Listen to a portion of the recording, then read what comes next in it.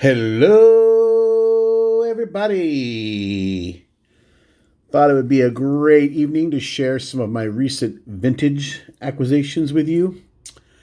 Started getting into vintage a little bit last year, and just given the current market on modern cards and just really the entire collecting climate, vintage started making more and more sense for me.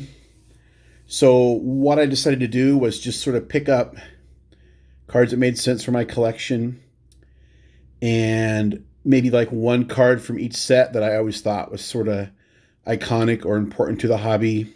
And hopefully these cards have some connection to me in some way or some interesting place in history, be it the player or the card or what have you. Anyway, enough backstory.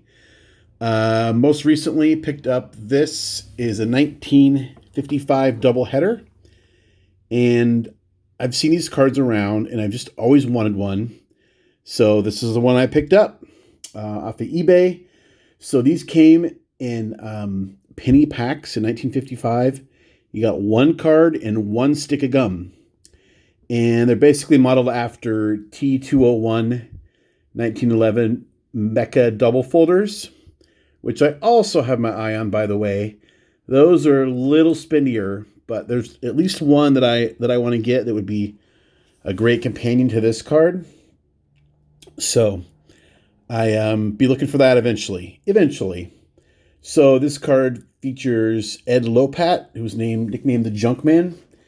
And about 25 years ago at a grocery store, I bought a copy of Mickey Mantle's All My Octobers.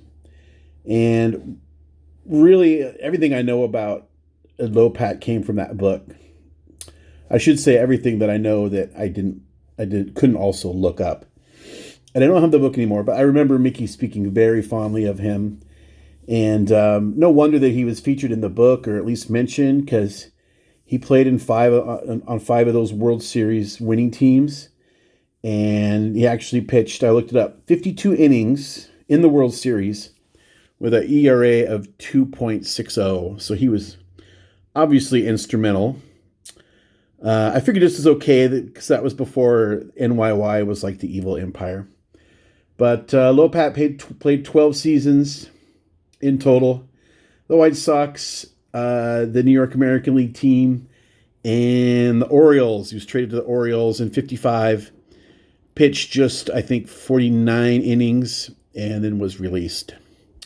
So why would I pick this player?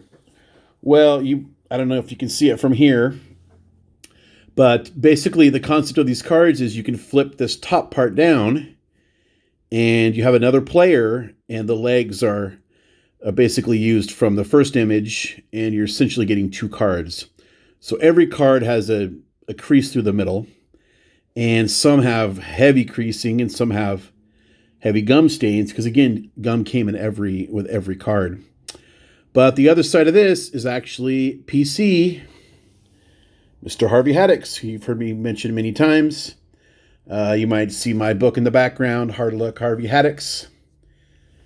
And decided to start a PC of him rather than go out and spend $40 on a bunch of commons to launch the collection. I figured I would get like something really cool. And I'm really happy to have that. So glad I could share it with you. One other thing for now. It was a very light January. One of the sets I decided just fit within this description of sort of like iconics is obviously, some of those cards are going to be tops. I figure let's just go with the first major top set, 1952 tops. And this is Earl Torgerson. So Earl Torgerson is actually from Snohomish, Washington, a little town not far from here. And same town that Hall of Famer Earl Averill is from. So the thing about Snohomish is it's like really small. I actually looked up. There was a 5-year gap between the end of Earl Averill's career and Earl Torgerson's career. And during that time, the population of Snohomish was about 3,000 people. So here you have this tiny town produced two major leaguers, one a Hall of Famer, and Torgerson was pretty good himself. He played 15 years for five teams, mostly the Braves and the White Sox, but also a little bit with the Phillies, Detroit, and New York American League team. 1950, led the NL in runs and had a career batting average of 265. The on base, 385.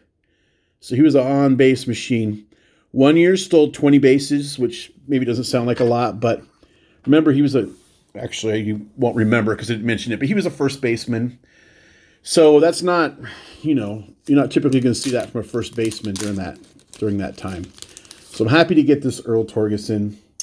What was one other thing I wanted to mention? I'll think of it when I hit stop. Oh, okay. If you look up his baseball reference page, you'll see that his nickname was Earl of Snohomish.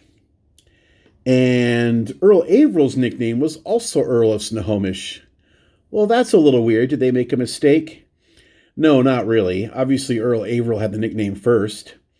And when Torgerson came along, the writers thought, well, this guy's also Earl, and this guy's also from Snohomish. So guess what? He's going to get the same nickname. And I don't know if they thought it was amusing or cute or whatever. But, yeah, that's it for my January recap. Just two cards. Things are kind of slow right now because of other expenses. But thanks for watching and hopefully enjoying these along with me. And until next time, remember, we don't count subscribers, we count friends.